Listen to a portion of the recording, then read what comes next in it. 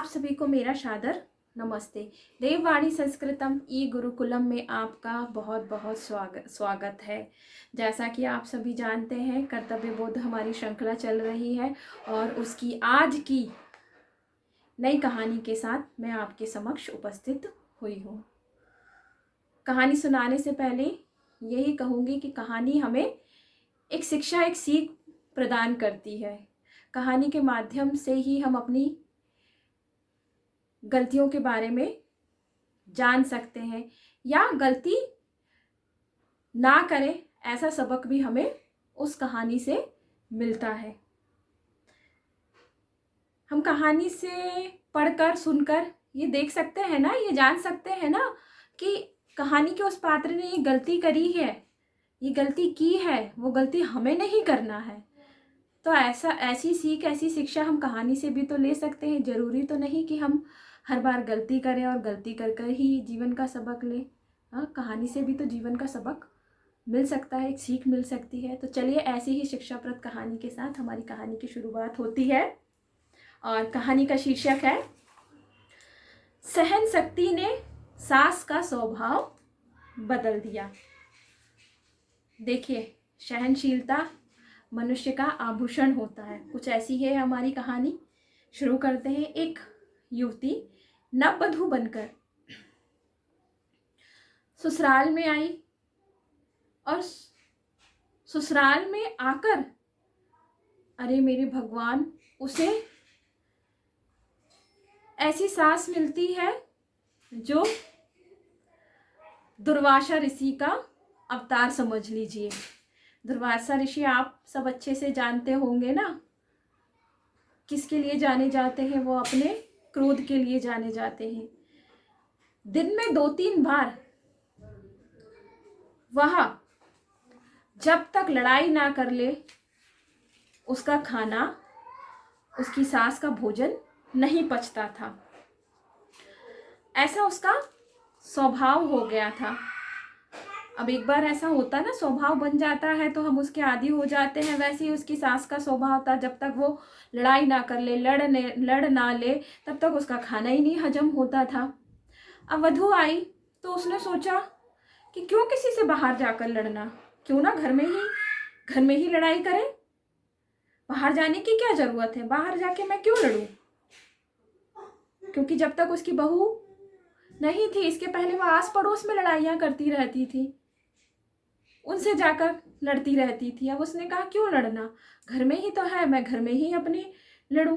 तो बस ऐसा उसका करना चालू हो गया। बहू को बात बात पर ताने देने लग गई। तुम्हारे बाप ने तुम्हें ये सिखाया है, तुम्हारी माँ ने तुम्हें कोई शिक्षा नहीं दी, तेरी जैसी मूर्खा तो मैंने कभी नहीं देखी। बहू ये सब कुछ सुनती और सुनकर भी मौन रहती। सास चिल्ला चिल्ला कर कहती, अरे तेरे मुख में जीभ नहीं है। बहू फिर भी शांत रहती, कुछ नहीं बोलती। उसके मौन को देखकर सास का जिह्वा रूपी घोड़ा क्रोध की सड़क पर तेज गति से दौड़ने लगता है। बोलते हैं ना, जब घोड़ा सरपट सरपट दौड़ता है तो घोड़े को लगाम लगानी चाहिए, पर वहां उसकी सास को लगाम लगाने वाला कौन था? उसका तो क्रोध का घोड़ा तेजी से दौड़ने लगता है, खूब चिल्लाती है, गुस्सा करती है। और हर दिन ऐसा होने लगा कि हमेशा वो रोज अपनी बहू को क्या करती थी, उससे लड़ाई करती थी, उसको बोलती रहती थी, ताने मारती रहती थी। आस पड़ोस के सभी लोग इस व्यवहार को देखिए जानते तो वो पहले से थे कि उसकी सास कैसी है, पर अब वो घर में ही शुरू हो गई थी। घर में ही अपनी बहू से लड़ती रहती, उसे ताने मारती रहती थी। आस पड़ोस के सभी लोग इस व्यवहार को देखते मन ही मन सोचते, हे भगवान, ये कैसी सास है, इतनी सीधी, इतनी अच्छी उसे बहू मिली है, फिर भी उसे ताने मारना, उससे लड़ती रहती है। एक दिन इसी प्रकार वह अपनी बहू पर बरस रही थी। बहू फिर भी मौन चुपचाप थी। सास कह रही थी, अरे पृथ्वी पर लात मारे कह रही थी पृथ्वी पर लात मारे तो वह भी आवाज करती है, वह भी शोर करती है, और मैं इतना बोल रही हूं फिर भी तू चुप है। तू तो मिट्टी से भी गई बीती है। तभी एक पड़ोसिन ने कहा, अरे बुढ़िया, लड़ने की तुझे बहुत इच्छा है ना, तो हमसे आकर लड़ना, तेरा जितना शौक है वो सारा पूरा हो जाएगा। इस बेचारी गाय के पीछे क्यों पड़ी रहती हो, जो तो उत्तर भी नहीं देती। तभी वो जो बधू थी तुरंत उठकर कहती है, नहीं नहीं, इन्हें कुछ मत कहिए, ये मेरी माँ है, ये मेरी माँ है, और एक माँ ही बेटी को नहीं समझाएगी तो फिर कौन समझाएगा। सास ने ये बात सुनी और सुनकर बहुत लज्जित हुई, उसे अपने आप में बहुत आत्मग्लानि हुई, वह अपने किए पर बहुत पछतावा करती है, और इसके बाद उसने कभी भी क्रोध नहीं किया। बहू की सहन शक्ति ने सास का स्वभाव बदल दिया। तो देखिए, इस कहानी को सुनकर आप समझ गए होंगे कि यहाँ पर किस विषय पर बात की जा रही थी, सहनशीलता के बारे में। जो काम किसी भी तरीके से पूरे नहीं होते, कई बार बड़े बड़े काम शांत रहकर, चुप रहकर भी पूरे हो सकते हैं। बस हमें गुण होना चाहिए सहनशीलता का। सहनशीलता मनुष्य का आभूषण है। सहनशील व्यक्ति जो होता है वो हर क्षेत्र में सफलता प्राप्त करता है।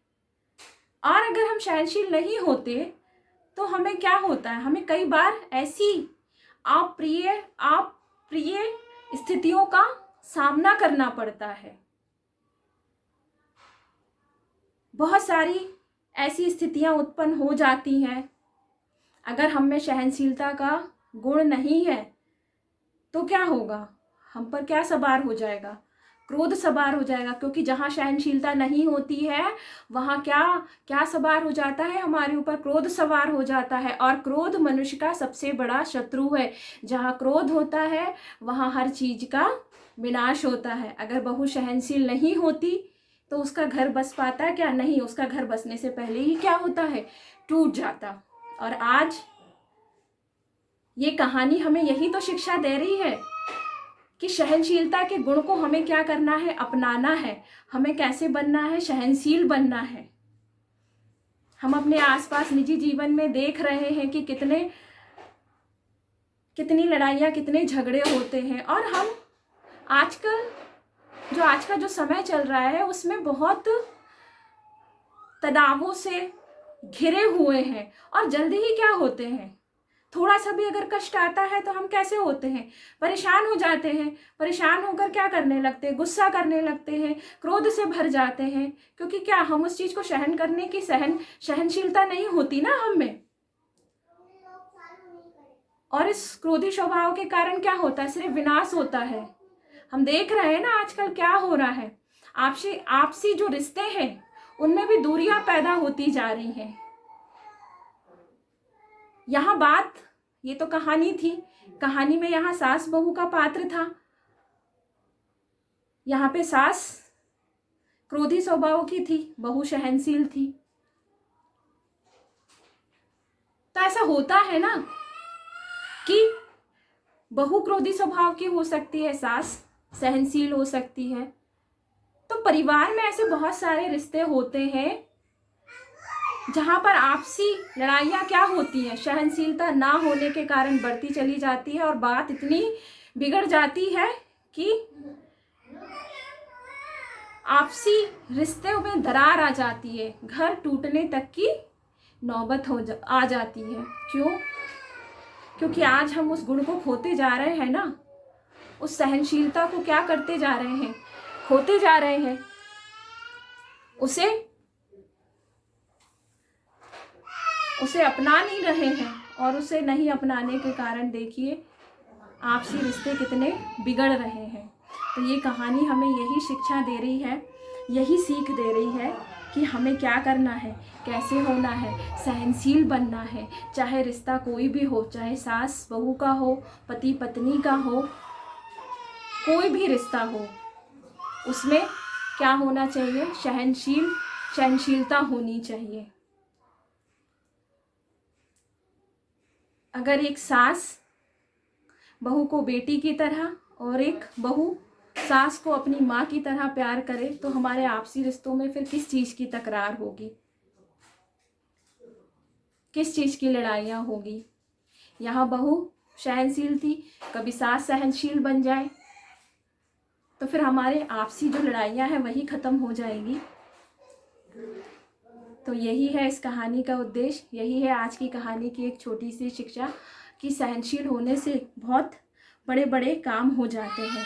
और मैं तो यही कहूँगी कि सहनशीलता उस जादू की पुड़िया की तरह है जिसमें सहनशीलता का गुण उत्पन्न हो जाता है, उसके जीवन में एक अनोखी मिठास आ जाती है, एक अद्भुत संतोष का एक विचित्र प्रकाश आ जाता है, और जो काम हमारे बिगड़े हुए थे वो भी सुधर जाते हैं। तो देखिए, सहनशीलता मनुष्य का बहुत बड़ा आभूषण है। इस आभूषण को हमें क्या करना है, अपनाना है, हमें सहनशील बनना है। तो आज इस छोटी सी कहानी की यही सीख थी, यही शिक्षा थी। अब हम हमारे इस निजी जीवन में भी इस सहनशीलता के गुण को अपनाएंगे और देखेंगे कि किस तरीके से हमारे आसपास का, हमारे घर परिवार का, सभी दूर का कैसा वातावरण परिवर्तित हो जाता है। चलिए, इसी कहानी के साथ मैं आप सबसे विदा लेती हूँ और अपनी अगली कहानी के साथ जल्द ही उपस्थित होती हूँ। जाने से पहले आप सबसे मेरा यही अनुरोध है, आपको ये कहानी अच्छी लगी हो तो इसे लाइक शेयर करना ना भूलें और हमारे इस YouTube चैनल को सब्सक्राइब ज़रूर करें। आपका बहुत बहुत धन्यवाद। नमस्ते।